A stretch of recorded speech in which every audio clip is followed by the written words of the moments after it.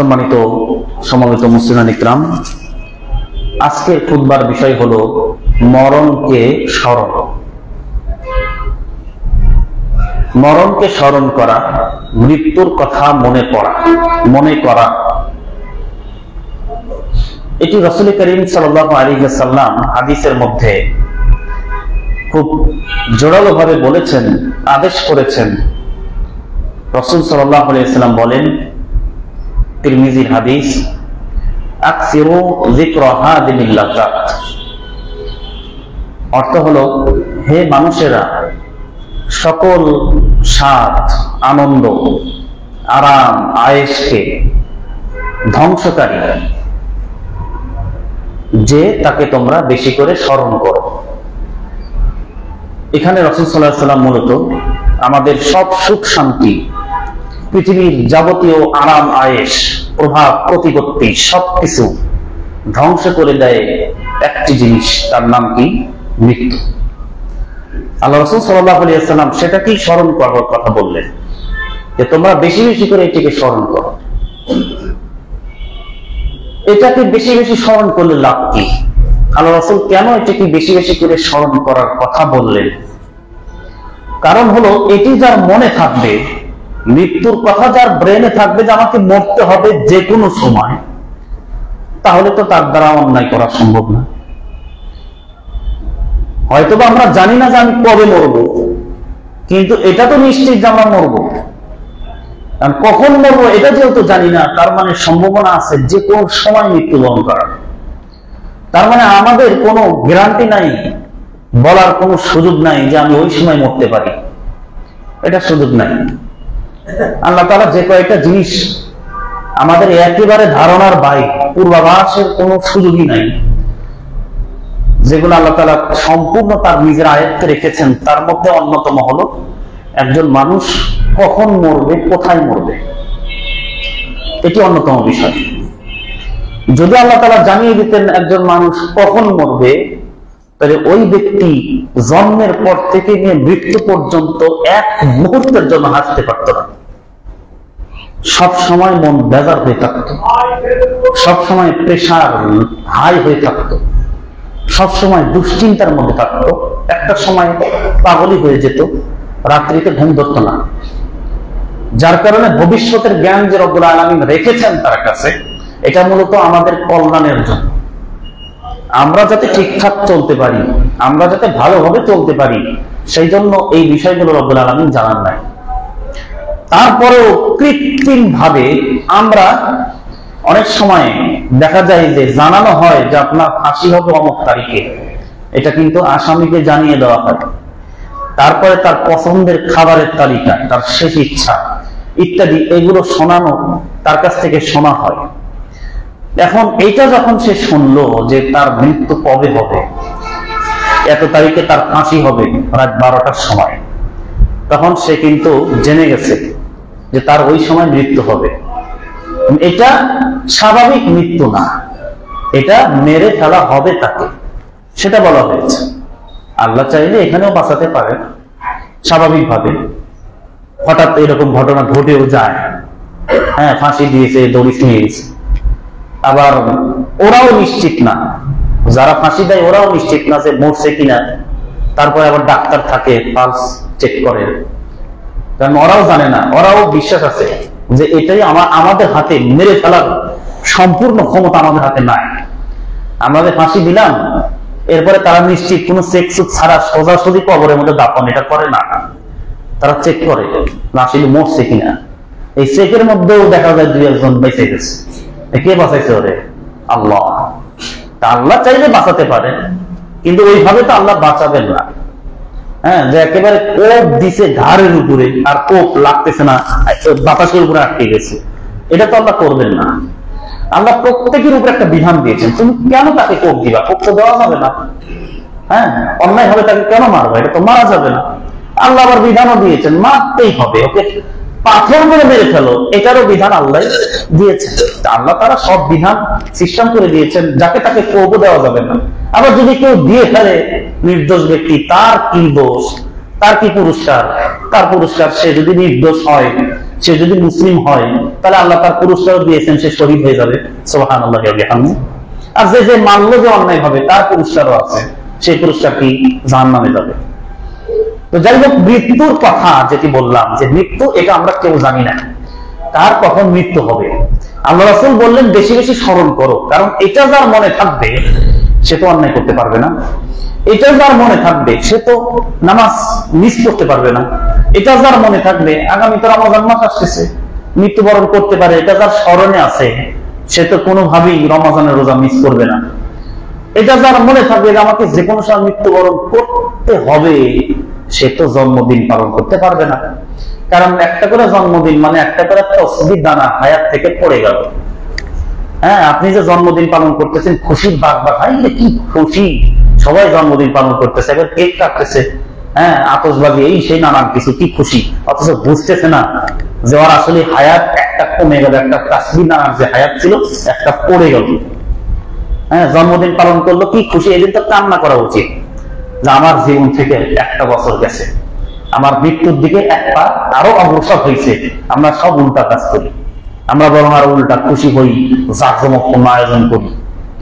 তো মৃত্যুর সময় আমরা কেউ জানি না। আল্লাহ রাসূল বলেন বেশি বেশি মৃত্যুকে স্মরণ করতে, যাতে করে যার মৃত্যুর কথা মনে আছে সে কিন্তু অন্যায় করতে পারবে না। এই একটা জিনিস নিয়ে কোনো ইখতিলাফ নাই, মানে মতভেদ নাই, সেটা কি? মৃত্যু নিয়ে। হ্যাঁ, নাস্তিক, মুসলিম, অমুসলিম, যত ধর্মের লোক আছে সবার সাথে বিভিন্ন বিষয়ে মতভেদ আছে, কিন্তু নাস্তিক হোক, আস্তিক হোক, মুসলিম হোক, অমুসলিম হোক, যে যে ধর্মের হোক না কেন, সবাই একটা কথা বিশ্বাস করে, সেটা হলো আমরা যেভাবে চলতেছি আমাদের মনের মধ্যে, আমাদের যে দুঃখদুখানি, আমাদের নিঃশ্বাস শ্বাস, এটা একসময় চিরতরে একেবারে বন্ধ হয়ে যাবে, এটা সবাই বিশ্বাস করে। কিন্তু বিশ্বাসের সমস্যা হচ্ছে এর পরে, ওইখানেই হয়ে গেছে মুসলিম কাফের, ওখানেই হয়ে গেছে হলো নাস্তিক আস্তিক। সেটা হলো মৃত্যুর পরে একদল বলে মরাই শেষ, জান চলে গেছে, রূপ পচে গেছে, ওর আর কেউ খবর পাবে না, হ্যাঁ ওর আর কিছুই নাই, শেষ, আসছিল যেরকম ভাবে কিছু ছিল না, ওইরকম ভাবে চলে যাবে, কিছু নাই। এই একদল, এই ধরনের বক্তব্য যারা এটা পেশ করতেছে তারা হলো কি? নাস্তিক, তারা হলো নাস্তিক। আর একদল বলতেছে যে হ্যাঁ, মৃত্যুর পরে আর একটা জীবন আছে, এই মৃত্যুর পরে আর একটা জীবন আছে। এই ধরনের কথা নাস্তিক ছাড়া সব ধর্মেই বলে, সকল ধর্মেই বলে মৃত্যুর পরে আর একটা জীবন আছে। যার কারণে হিন্দুরা কি বলে যে স্বর্গে গেল, হ্যাঁ, আবার কারো কারো ক্ষেত্রে বলে নরকে গেল, যদিও তারা খুব কমই নরকের কথা বলে, তাদের যেই মরে সেই স্বর্গে যায়, মানে ওদের সেন্স খেয়াল করে দেখবেন যে স্বর্গীয় বাবা, স্বর্গীয় মা, অথচ এক নম্বরে মুশরিক এবং ওদের ধর্ম অনুযায়ী এক নম্বরে বদ ছিল, তারপরেও তাই স্বর্গীয়, মানে ওদের কেউ স্বর্গ ছাড়া কোথায় যায় না। তার মানে ওদেরও বিশ্বাস আছে যে এটাই শেষ না, বরং একটা জায়গায় গেছে। আর ইহুদি এবং নাসারা তো আল্লাহ তাদের উপরে কিতাবই দিয়েছিলেন, আল্লাহ তাদের উপরে নবী পাঠাইছিলেন, সেটা তো তারা তো বিশ্বাস করেই। শুধুমাত্র একটা শ্রেণী আছে যারা বিশ্বাস করে না, যারা বলে মৃত্যুই শেষ, এরপরে আর কোন ধরনের কোন জগৎ নাই, কিচ্ছু নাই, তারা হলো তারা নাস্তিক। তো এখন মৃত্যু কথা রাসূল সাল্লাল্লাহু আলাইহি ওয়াসাল্লাম বললেন বেশি বেশি করে স্মরণ করো। ওই যে বললাম যে ফাঁসির আদেশ হয়ে গেছে, সে জানে যে এই সময় তার মৃত্যু হবে, তার ফাঁসি হবে। ওই সময় যত সুন্দরী নারী আপনি তার সামনে দেন না কেন, তার কিন্তু ওই শয়তানি ইচ্ছাটা জাগবে না, হ্যাঁ, কারণ সে মরার চিন্তা করছে, হ্যাঁ, তার দিকে তাকানোরই সুযোগ নেই। তার সামনে যতই আপনি তার মনের ইচ্ছা শোনেন, তার এই জেলে যাওয়ার আগ পর্যন্ত তার প্রিয় ছিল রসগোল্লা, জেলে যাওয়ার আগ পর্যন্ত তার প্রিয় ছিল আপনার কাচ্চি বিরিয়ানি, জেলে যাওয়ার আগ পর্যন্ত তার প্রিয় ছিল আরো নানান রকমের খাবারের আইটেম। ফাঁসির আদেশ হয়ে গেছে, কিন্তু তাহলে জিজ্ঞাসা করা হয়েছে আপনার খাবারের কি খেতে চান, দেখবেন সে মুখ দিয়ে কথাই বের করতে পারতেছে না, আমি কি খাবো, আমার জীবন চলে যাচ্ছে, আমি কি খাবো। অনেক সময় দেখা যায় যে অনেকে বলে এই খাইতে চাইছে, না খুব বেশি কিছু খাইতে চাই নাই, কিছুই খাইতে চাই না, কি খাবে, তার খাওয়া আসতেছে না। সেই সময় সুন্দর নারীর দিকে তাকানোর কোনো সুযোগই নাই। কারণ কি, এটা হচ্ছে না কেন, সেটা পুরুষ, তার এই সময় খায় আসতেছে না কেন, কারণ ও জানে যে কিছুক্ষণ পর আমার মৃত্যু হবে, আমি মরে যাবো, এই দুনিয়াতে আমি থাকবো না। আর ও যদি মুসলিম হয় এটাও জানে যে এরপরে আল্লাহ আমাকে ধরবেন, আল্লাহর সামনে আমাকে দাঁড়াতে হবে। কিছুক্ষণ পরে এই পৃথিবীর জল্লাদ বাদ দিয়ে চোখের সামনে ভাসবে আখিরাতের জল্লাদ, চোখের সামনে ভাসবে আখিরাতের সেই রব্বুল আলামিনের পক্ষ থেকে নির্ধারিত যে মেইন যে ফাঁসিদাতা সে আসবে, তাকে চোখে দেখতে হবে। এটা তার চিন্তা বেজে গেছে। তার চেহারাটা কেমন হবে? এই পৃথিবীর জল্লাদ যতই মোজবাকা করে থাকুক, যতই কালো হোক, যতই যাই হোক না কেন, এগুলো তাও তো আমাদের মতো মানুষ, কিন্তু আমাদের জান যে কবজ করবে সে তো মানুষ না, সে তো অন্য একজন, সে তো আসমান থেকে আগমন করবে। সে কেমন হবে? তার চেহারা কিরকম হবে? তার চেহারাটা সুন্দর হবে নাকি ভয়ানক হবে? এগুলো টেনশন কাজ করবে ওই সময়। এই জন্য তার শয়তানি চিন্তা মাথা আসছে। কেন আসতেছে না? সে জেনে গেছে তার ওই সময় মৃত্যু হবে। আর আমরা কেন শয়তানি চিন্তা করতেছি? আমরা কেন এত অপাপ করতেছি? আমরা কেন এত নিশ্চিত হয়ে আছি? আমরা কিভাবে চলছি?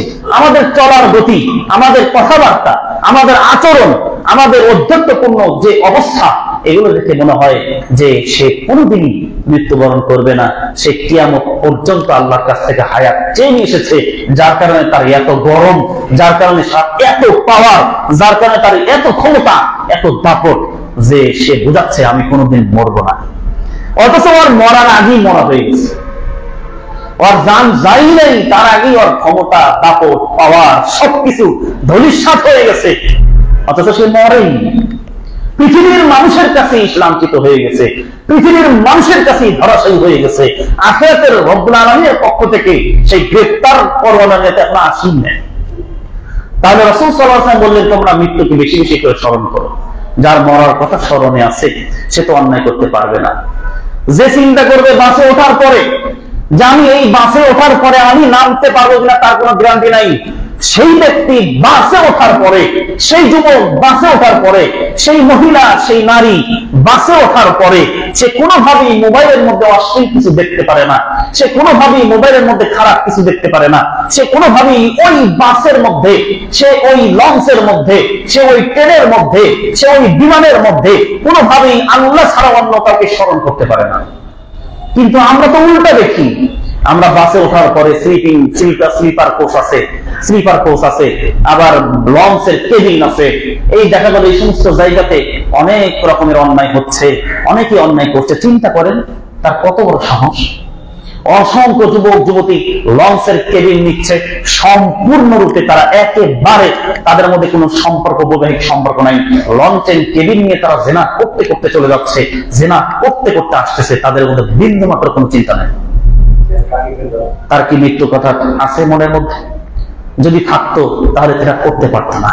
আপনারা দেখবেন গাড়ির মধ্যে আপনি জিকিরে মুশগুল আছেন, আপনি সিটে বসে আছেন, আপনার চিন্তা হচ্ছে যে কোনো সময় অ্যাক্সিডেন্ট হতে পারে, আপনার চোখের সামনে হয়ে গেছে। আপনি দেখতেছেন খবরের কাগজে প্রত্যেক দিন অ্যাক্সিডেন্টে 50-60 জন মানুষ মারা যাচ্ছে। এরকম আপনি দেখতেছেন সারা বিশ্বে অ্যাক্সিডেন্টের হিসাব করলে একেবারে অভাব নাই, শত শত মানুষ সারা বিশ্বের এই গাড়ি ঘোড়াতে চলতে গিয়ে মারা যাচ্ছে। সেগুলো চিন্তা করে আপনি মনে মনে চোখটা বুঝে লা ইলাহা ইল্লাল্লাহ জিকির করতেছেন।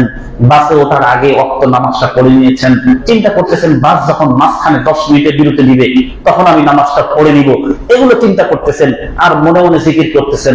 আপনার পাশে বসেই একজন জোরে জোরে সাউন্ড দিয়ে গান শুনতেছে। আছে না এরকম? বাসে চলার সময় দেখবেন এরকম মানুষের অভাব নাই, এরকম প্যাসেঞ্জারের অভাব নাই। তার মানে কি? আপনার চিন্তা হলো আপনি মরে যেতে পারেন, আর ওর চিন্তা হলো ও মরবে না, ও নিশ্চিত। কে মরা? কোনো মরা নাই, নিশ্চিত নাম নেই, এরকম চিন্তা। আল্লাহ রাসূল বললেন বেশি বেশি সকল শান্তি, সকল সুন্দর অবস্থা, সকল প্রভাব প্রতিপত্তি ধ্বংস করে যে দেয় তাকে তোমরা বেশি বেশি স্মরণ করো। আর এটাকে বেশি বেশি স্মরণ করতে পারলে ওর দ্বারা কোনো পাপ অন্যায় করা সম্ভব না। যে জেনা করতে যাচ্ছে সে যদি চিন্তা করে যে আমি মুসলমান, জেনা করা বড় পাপ, এই জেনা করতে যদি আমি মারা যাই, জেনা করতে করতে যদি আমি মারা যাই, সেই অবস্থায় যদি আমার মৃত্যু হয় তাহলে আমার অবস্থাটা কি হবে, এটা যা চিন্তা থাকবে সে তো জেনা করতে পারবে না। এরকম তো চিন্তা হয়েছে, হাদিসের মধ্যে তো এসেছে, এটা তো আপনারা জানেন। একেবারে জেনা করবে, থরথর করে কাঁপতেছে মহিলাটা, একেবারে থরথর করে কাঁপতেছে। তখন বললো কেন তুমি কাঁপতেছো? তোমাকে তো টাকা পয়সা দিব, তোমাকে তো জোর করতেছি না, তারপরে তুমি কেন কাঁপো? তখন সে কি বললো যে এই কাজটি ইতিপূর্বে আর কখনো আমি করি নাই, অভাবের কারণে সমস্যা পড়ে গেছে, যার কারণে এটা করতে বাধ্য হচ্ছে। এই কথা শোনা মাত্র সেও সাথে সাথে সরে গেল, আল্লাহর কথা, আল্লাহর ভয় হয়ে গেল, যে না করতে পারলো না, আল্লাহর কথা স্মরণে পড়েছে। তো এরকম আমাদের আল্লাহর কথা কি স্মরণ হয়? যখন আমরা পাপ করি তখন কিন্তু আমরা কেউ আল্লাহর কথা স্মরণ করি না, অথচ আপনার আখিরাতের যাত্রাটা কিন্তু হতে পারে অন্যরকম। এই পৃথিবী ছেড়ে সবাই চলে যাচ্ছে, কিন্তু আপনি কি জানেন চোখের সামনে আমরা দেখতেছি মরে গেছে, কিন্তু মরে যাওয়ার অবস্থাটা প্রকৃত কি হচ্ছে সেটা কিন্তু যে মরে যাচ্ছে সেই দেখতে পাচ্ছে, আর কেউ বুঝতে পারতেছে না। হয়তো বাহ্যিক আমাদের চোখের দৃষ্টিতে কিছু লাফালাফি, কিছু ছটফট, কিছু চোখ উল্টে যাওয়া দেখতে পাচ্ছি, কিন্তু এটাতেও যথেষ্ট না। আসলে প্রকৃতপক্ষে সে যে কোন অবস্থার মধ্যে যাচ্ছে, সে যে কোন পরিণতি, কি অবস্থা, কি কষ্টের মধ্যে যাচ্ছে, এটা তো সেই বুঝতে পারতেছে। এই জন্য আমরা যেভাবে চলছি, আমাদের মৃত্যু সুন্দরভাবে মৃত্যুবরণ করার জন্য, সুন্দরভাবে মালাকুল মাউতকে খুব সুন্দর আকৃতি দেখার জন্য আমাদের দরকার হলো আমাদের আমল করতে হবে, বেশি বেশি করে আমল করতে হবে। বেশি বেশি আমলের মধ্যে 1 নম্বরে আসবে হলো 5 ওয়াক্ত সালাত। এই 5 ওয়াক্ত সালাত ছাড়া, এই 5 ওয়াক্ত সালাত ব্যতীত আপনি মালাকুল মাউতের সুন্দর আকৃতি দেখতে পারবেন না। 5 ওয়াক্ত সালাত ব্যতীত আপনার শান্তিময় মৃত্যু হবে না। আপনার 5 ওয়াক্ত সালাত না থাকলে আপনার মৃত্যু 100% অত্যন্ত যন্ত্রণাদায়ক, কষ্টদায়ক মৃত্যু হবে। সেটা পবিত্র কোরআনই সাক্ষী দিয়েছে। মহান রব্বুল আলামিন পবিত্র কোরআনের একাধিক আয়াতের মধ্যে এই মৃত্যু সম্পর্কে আমাদেরকে বারবার বিভিন্নভাবে উদাহরণ দিয়ে দিয়ে তিনি আমাদেরকে সতর্ক করেছেন, এবং মৃত্যুর ব্যাপারে আমাদেরকে কঠিনভাবে সতর্ক করেছেন। মহান রব্বুল আলামিন তিনি বলেন, আইনামা তাকুনু ইউদরিকুমুল মাউতু ওয়ালাউ কুনতুম ফি বুরুজিন মুশাইয়াদা। আল্লাহ তাআলা কত বড় একটা কথা বললেন, কত চ্যালেঞ্জের মতো একটা কথা বললেন। যেখানেই তোমরা থাকো না কেন, আইনামা তাকুনু, তোমরা যেখানেই থাকো না কেন, ইউদরিকুমুল মাউতু, তোমাদের মৃত্যু পেয়ে বসবেই, তোমাদের মৃত্যু ধরবেই। ওয়ালাউ কুনতুম ফি বুরুজিন মুশাইয়াদা, যদিও তোমরা সুরক্ষিত কঠিন ইস্পাতের তৈরি, আরো কঠিন কিছু দিয়ে তৈরি সুরক্ষিত দুর্গের মধ্যে থাকো, তবুও তোমাদেরকে মৃত্যু পেয়ে বসবেই বসবে। এই পৃথিবীতে চিকিৎসা বিজ্ঞানের অনেক কিছু আবিষ্কার হচ্ছে, হ্যাঁ, ব্রেন প্রতিস্থাপন করা, মস্তিষ্ক প্রতিস্থাপন করা, এরকম নানান কিছু আবিষ্কার হচ্ছে, কিন্তু সারা পৃথিবীর সকল বিজ্ঞানী, সকল ডাক্তার একত্রিত হয়েও মৃত্যুকে আটকানোর কোনো ক্ষমতা কিয়ামত পর্যন্ত এরকম কোনো কিছু আবিষ্কার করতে পারবে না, বরং উল্টা মরার জন্য আবিষ্কার করতে পারতেছে।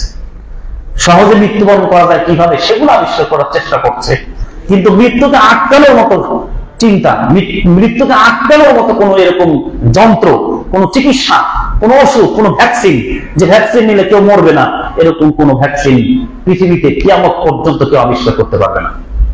মৃত্যুবরণ তাকে করতেই হবে, প্রত্যেকটা প্রাণীকেই মৃত্যুবরণ করতে হবে। কেউ এই পৃথিবীতে চিরস্থায়ী বসবাস করতে পারবে না। তাহলে পৃথিবীতে আমরা পৃথিবী ছেড়ে চলে যাচ্ছি, এই মৃত্যু হলো সবচেয়ে বড় কষ্টদায়ক দুঃসংবাদ। এই পৃথিবীতে যত দুঃসংবাদ আছে, সবচেয়ে কঠিন, মেনে নেওয়ার মতো না, একেবারে হৃদয় ভেঙে যাওয়ার মতো দুঃসংবাদ হলো মরে গেছে একজন। এই জন্য আমরা জিজ্ঞাসা করি, কখনো যদি অ্যাক্সিডেন্ট হয় আত্মীয় স্বজনের কথা, প্রথমে আমরা কি বলি? বাইসে আছে না, যে এইটা কর, এটা কিন্তু আমরা বলি। যে অ্যাক্সিডেন্ট করছে, প্রথম জিজ্ঞাসা বেঁচে আছে? বলে হ্যাঁ বেঁচে আছে, আলহামদুলিল্লাহ। বলে হাত পাও সব ভাইয়া গুড়া গুড়া, বলে না যায়, বেঁচে তো আছে। মানে এইটা হলো কথা।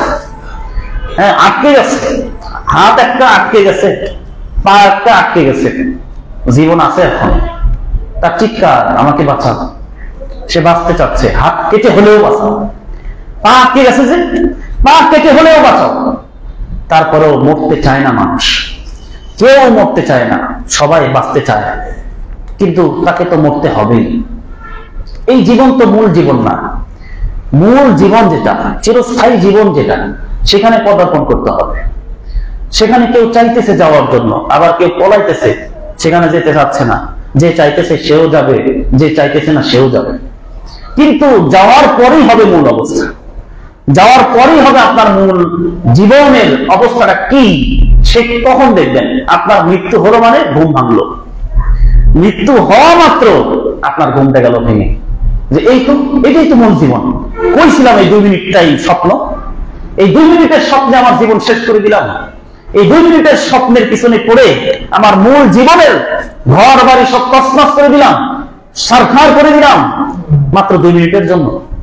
এই পৃথিবীতে আপনি চিন্তা করেন আপনি কতদিন সুখ চান, এই পৃথিবীতে আপনার সুখ কতদিন চান? দেখেন তো আপনি প্রত্যেকটা মানুষের হিস্টোরি চিন্তা করে দেখেন, তার লাইফ চিন্তা করে দেখেন, শুরু থেকে নিয়ে জন্মের পর থেকে নিয়ে মৃত্যু হয় নাই যে বয়সে আছে, দেখেন তো তার অবস্থাটা কি। আপনি দেখবেন একটা সময় খুব কষ্টে ছিল, কিছুদিন একটু ভালো আছে, আবার আর একটা সময় কষ্টে আসবে। একটা সময় অনেক রোগে ছিল, কিছুদিন রোগটা ভালো হয়েছে, আবার আর একটা রোগ ধরছে। তাহলে এই পৃথিবীতে একেবারে শুধু সুখ পেয়ে যাচ্ছে, কোনো রোগ নাই, কোনো কষ্ট নাই, কোনো চিন্তা নাই, কোনো ঘুমের সমস্যা নাই, এরকম ব্যক্তি আপনি খুঁজে বের করেন কয়জন আছে? পাবেন একজনও যে এরকম কোনো চিন্তা নাই, কোনো একটু দুঃখও পায় নাই, কোনোদিন ব্যথাও পায় নাই, কোনোদিন আঙ্গুলেও হয় নাই, কোনোদিন পেট ব্যথা করে নাই, কোনোদিন মাথা ব্যথা করে নাই, এরকম একেবারে শান্তিতে বসবাস করতেছে, কোনো টেনশন নাই, এরকম ব্যক্তি এই পৃথিবীতে কেউ আছে? নাই, কেউই নাই। কিন্তু আখিরাতে আপনি পাবেন যার কোনো টেনশন নাই, যার কোনো দুঃখ নাই, যার কোনো চিন্তা নাই, যার কোনো ব্যথা নাই, যার কোন ধরনের কোনো চিন্তা নাই, শুধু সুখ আর সুখ। সেই আখিরাতে তার নাম হলো জান্নাত। অথচ সেই জান্নাতে ঢুকলে কোনো টেনশন নাই, ইনকামের কোনো টেনশন নাই, খাওয়ার কোনো টেনশন নাই, চিন্তা বলতে কোনো কিছুই নাই সেখানে, দুঃখ করার মতো মন মানসিকতাই সেখানে নাই, হিংসা করার যে একটা সফটওয়্যার বা হিংসা করার যে একটা ক্ষমতা মনের মধ্যে, সেটা আল্লাহ দিবেনই না সেখানে। আপনার কোন দিক থেকে কোনোভাবেই আপনার মনের মধ্যে কোনো টেনশন থাকবে না। সেই জীবনটা আপনি এই পৃথিবীর সামান্য কিছুদিনের সুখের জন্য সেটাকে আপনি ধ্বংস করে দিচ্ছেন। এই জন্য আমরা সবাই পৃথিবীর এই মায়ার পিছনে, ধোকার পৃথিবীর পিছনে পড়ে আমরা আমাদের চিরস্থায়ী মূল যে জান্নাত, মূল যে সুখের জায়গা, যেখানে ঢুকলে আর বের হওয়ার কোনো ক্ষমতা নাই, যেখানে ঢুকলে কষ্টের কোনো সুযোগই নাই, সেটা কিন্তু আমরা হারাচ্ছি।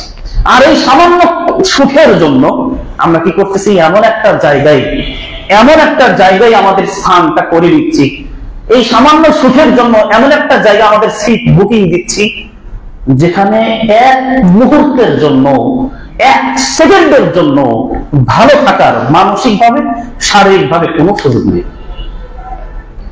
অথচ পৃথিবীতে এমন মানুষ কিন্তু আছে, যত কষ্টেই থাকুক না কেন, যত দুঃখেই থাকুক না কেন, যত অভাবেই থাকুক না কেন, কিছু না কিছু মুহূর্ত, কোনো না কোনো টাইম তার একটু ভালো লাগে।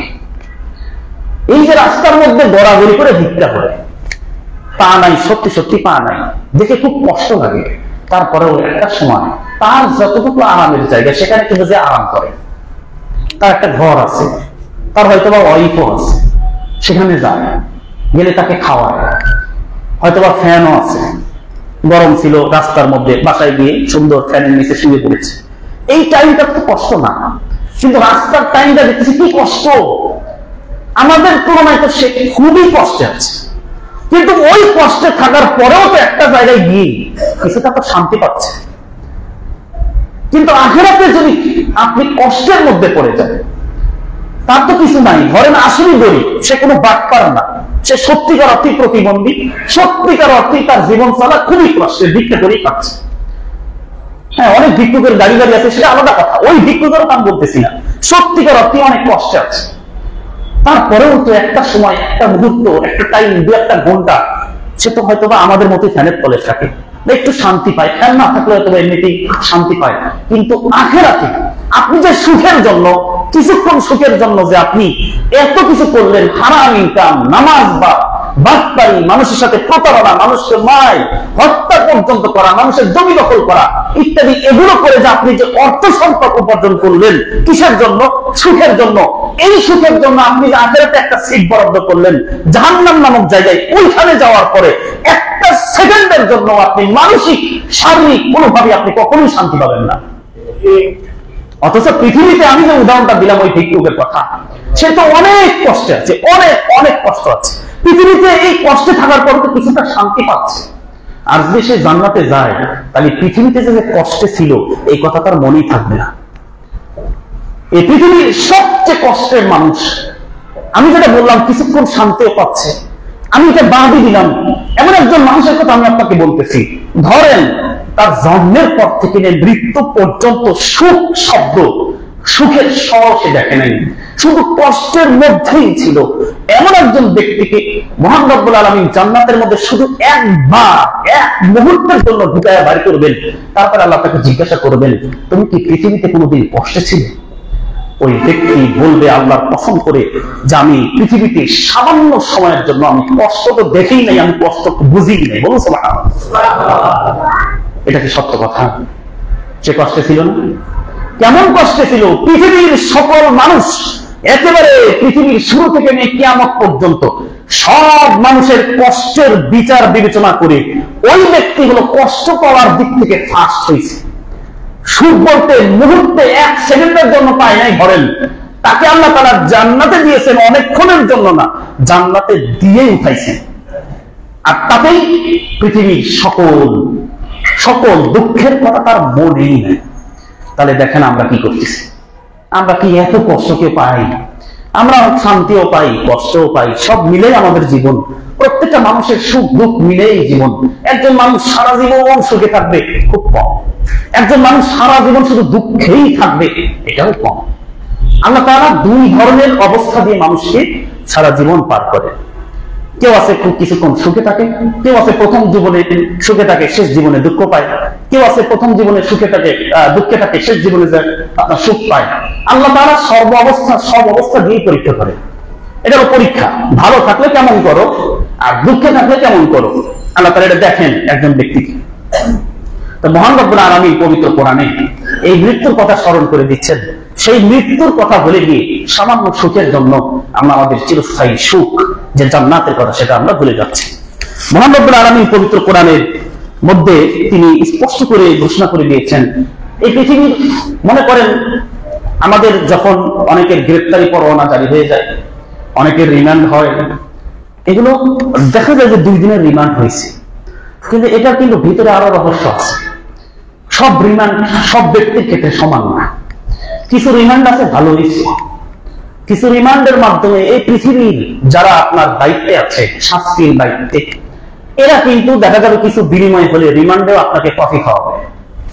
হ্যাঁ, কোনো মারপিট তো হবেই না, বরং হাসি ঠাট্টা হবে। পার হয়ে গেল সময়, 5-10 লাখ টাকা দিয়ে দিল, রিমান্ড শেষ হয়ে গেল। আর হাঁটার সময় একটু খোড়া হাঁটাইতেছে, অভিনয় করে করে জামা মেরে একেবারে ফাটায় ফেলেছে, আসলে কিচ্ছুই হবে রিমান্ড। আবার দেখা গেল যে পৃথিবীর রিমান্ডে সত্যি সত্যি সেই রকম পিটান ফেলেছে, পিঠায় হাড্ডি গুড্ডি ভেঙে দিচ্ছে, একেবারে অবস্থা নষ্ট মুড়ায় ফেলতেছে, সেটাও আছে। তারপরে তো এখনো মরে নাই, কদিন পরে চিকিৎসা হবে, অথবা হাসপাতাল জেল কর্তৃপক্ষই চিকিৎসা করাবে। গ্রেফতার করতে আসছে, দেখা গেল যে গ্রেফতার করতে আসছে প্রভাবশালী মানুষ, অর্থনৈতিক ভালো ইয়ে আছে, অফিসার ঘুষখোর, মোটামুটি টাকা পয়সা দিয়ে দিচ্ছেন, গেছে, আপনাকে গ্রেফতার করে নাই। এরকম হয়েছে। এমনও হয়েছে যে যারা মামলা করছে টাকা পয়সা এমন দেওয়া হয়েছে, যে মামলা করছে ওরাই পুলিশ খুঁজতেছে। পৃথিবীতে এটা আছে, পৃথিবীর ধরনের চরিত্র আমরা দেখছি। কিন্তু আখিরাতের পুলিশ যখন আপনার কাছে আসবে, সারা গোষ্ঠীর সবাই কান্নাকাটি করে ওর জন্য আরো 10 জন বললেও যার জন্য মালাপূর্ণ হতেছে তাকে ছাড়বে না। কোন কান্নাকাটিতে তার মন বলবে না। ঘুষের তো প্রশ্নই আসে না, ঘুষ দিমু তারে, দেখেই তো না তারে, বুঝলেন না কথা? ঘুষ দিবেন তারে, তারে দেখেই না। যদি দেখা যাইতো যে হ্যাঁ একটা বডি আসছে, তাই না একটা চা বিস্কুটের চিন্তা আমরা করতেন, বা কিছু দেওয়া, কিছু চিন্তা তো আসতো, যে আসছে যেহেতু আসলে একটু কিছু কথা কই, দেখিনি তারে তো খুঁজেই পাই না, তারে ঘুষ দিন কেমন, তারে কিভাবে বুঝাবো? এই অবস্থায় সে যার কাছে আসবে, যাকে নিতে আসবে, তার চোখের সামনে তো ছোট্ট বাচ্চা কান্না করতেছে, তার চোখের সামনে তার স্ত্রী কান্না করতেছে যাকে মারবে। কোনো কিছুতে কি তার মন গলে? কিছুতেই মন গলে না, কারণ তাকে পাঠাইছে কে? আল্লাহ। মহান রব্বুল আলামিন এই কথাটাই সূরা আন-নামের 61 নম্বর আয়াতে বলছেন যে ওয়াহুয়াল কাহিরু ফাওকা ইবাদি। এই আয়াতের মধ্যে রহমতের কোনো কথা বলা হয়নি। অন্যান্য জায়গায় অনেকবার অনেক দৃষ্টান্ত আল্লাহ রহমতের দিয়েছি। আল্লাহ তাআলা স্বয়ং এই আয়াতের মধ্যে বলছেন তিনি তার বান্দাদের উপরে খুবই কঠোর, খুবই প্রতাপশালী। এরপরে বলতেছেন ওয়ায়ুরসিলু আলাইকুম হাফাযাতান, তিনি তোমাদের উপরে, তিনি তোমাদের আশেপাশে সংরক্ষক পাঠান, তোমরা যা করো সব লিখে লিখে রাখে। এরপর আল্লাহ বললেন হাত্তা ইযা জাআ আহাদাকুমুল মাউতু তাওয়াফাতহু রুসুলনা, এক পর্যায়ে যখন মৃত্যু চলে আসে তোমাদের কারো কাছে, তখন আমার রাসূলরা তাদেরকে মৃত্যুবরণ করায়, তাকে মৃত্যুবরণ করায়। ওহুম লা ইউফাররিতুন, এই কাজ করতে গিয়ে তারা বিন্দু মাত্র ত্রুটি করে না। এই যে বলা হলো ওহুম লা ইউফাররিতুন, এখানে বিন্দু মাত্র ত্রুটি করে না। সে মারা গেলে 5টা বাচ্চা ইয়াতীম হবে, সে মারা গেলে তার স্ত্রী অসহায় হয়ে যাবে, সে মারা গেলে তার বাবা মাও অনেক সমস্যার মধ্যে পড়ে যাবে, একমাত্র উপার্জনক্ষম ব্যক্তি, অনেক সমস্যা হয়ে যাবে, কিন্তু তারপরেও তাকে ছাড়বে না, কারণ আল্লাহ রাব্বুল আলামিন তাকে পাঠিয়েছেন। মহান আল্লাহ তাআলা এইভাবে বললেন। এরপরে দেখেন মহান আল্লাহ তাআলা এরপরে সূরা আনআমের 93 নম্বর আয়াতে একটি যেভাবে বলেছেন একটু কথা, ওয়ালাউ তারা ইযিজ যালিমুনা ফি গামারাতিল মাউত, এখানে একটু আল্লাহ তাআলা বলছেন যারা মরে তাদের সিস্টেমটা কেমন, তাদের কি অবস্থা তখন হয়। আল্লাহ তাআলা এখানে বলছেন যদি তুমি দেখতে জালেমদেরকে, জালেম কারা, যারা মানুষের প্রতি অত্যাচার করেছে, জালেম কারা, যারা 5 ওয়াক্ত সালাত করে না, তারাও জালেম। তারা কার উপরে জুলুম করছে? নিজের উপরে জুলুম করছে। যারা সালাত করে না, যারা রোজা রাখে না, তারা জুলুম কার উপর করে? নিজের উপরে করে, কারণ এর ফলাফল ওর নিজের শরীরে ভোগ করতে হবে। আর জালেম, এটা জুলুমের আলোচনা আসবে, অন্য জনকে থাপ্পড় মারছে, জুলুমটা আরেকজনের উপরে করছে। এরকম জুলুম যারা, জালেম যারা, এদেরকে তুমি যদি দেখতে মৃত্যু যন্ত্রণার মধ্যে তারা কেমন, ওয়াল মালাইকাতু বাসিতু আইদিহিম, ফেরেশতারা তাদের হাত প্রসারিত করে দিয়েছে এবং বলতেছে আখরিজু আনফুসাকুম, তোমরা তোমাদের নফস রূহগুলো বের করে দাও। নিজের থেকে রূহ বের করে দিতে বলতেছে, নিজের থেকে বের করে দাও। নিজের থেকে বের করা যাবে? হ্যাঁ, আপনি নিজের থেকে আপনার মনে করেন যে আপনি কত কষ্ট পান, ইনজেকশন দিতে গেলে আমাদের অনেকে ভয় পায়, অনেক ভয়, রক্ত দিতে গেলে ভয় পায়। হ্যাঁ, আরেকজন আপনাকে ইনজেকশন দিবে কিছুক্ষণ, তাই ভয় পাচ্ছে।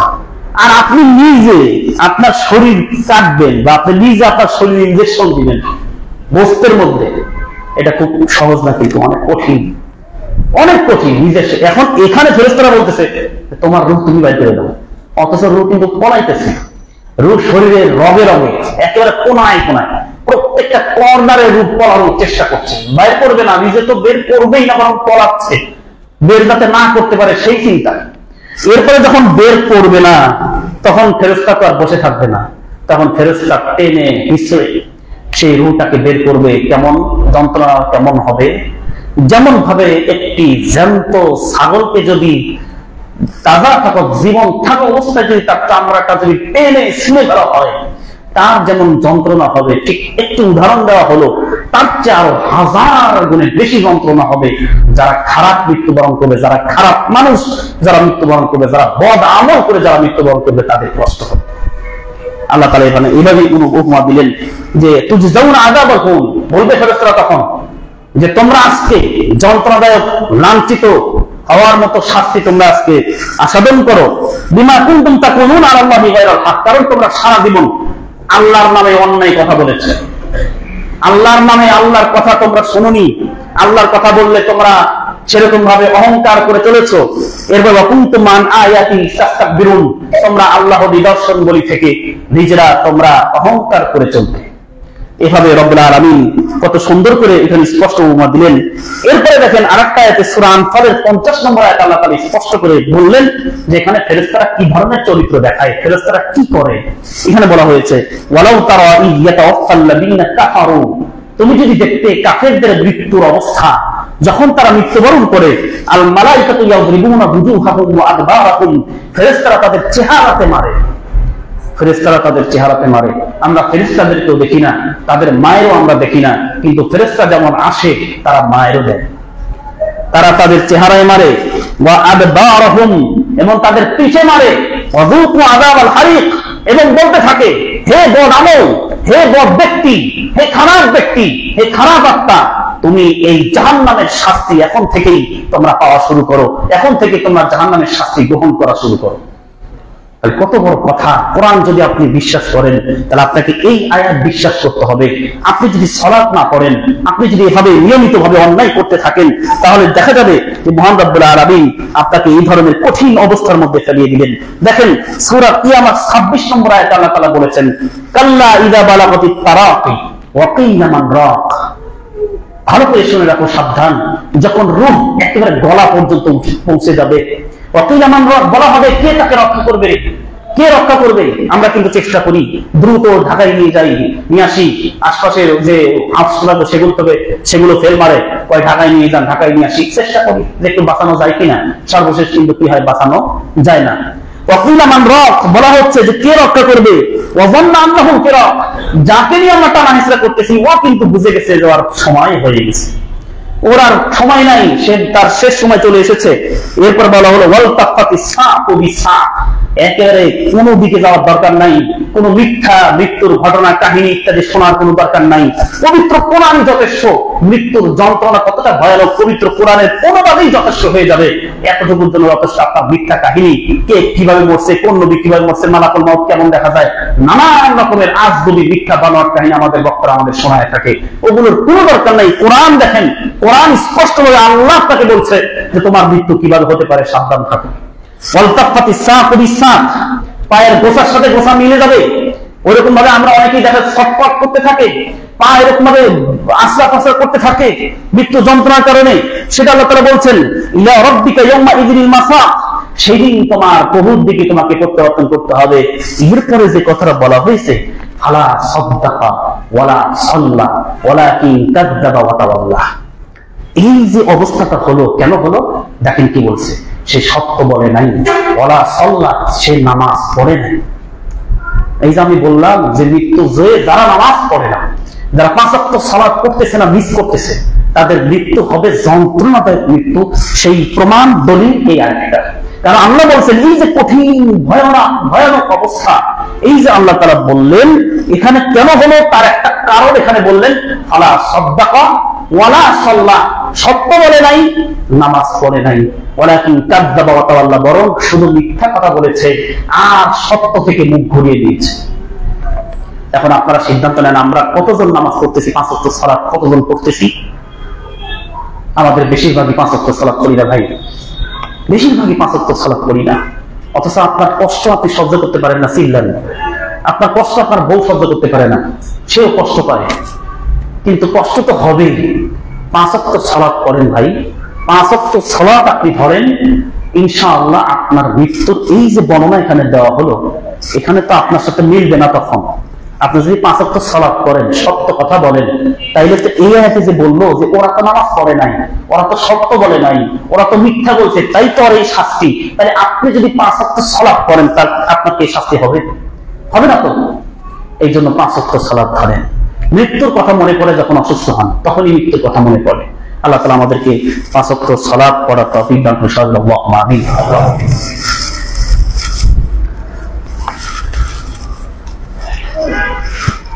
নাহমাদুহু ওয়া নুসাল্লি আলা রাসূলিল কারীম, আম্মা বা'দ।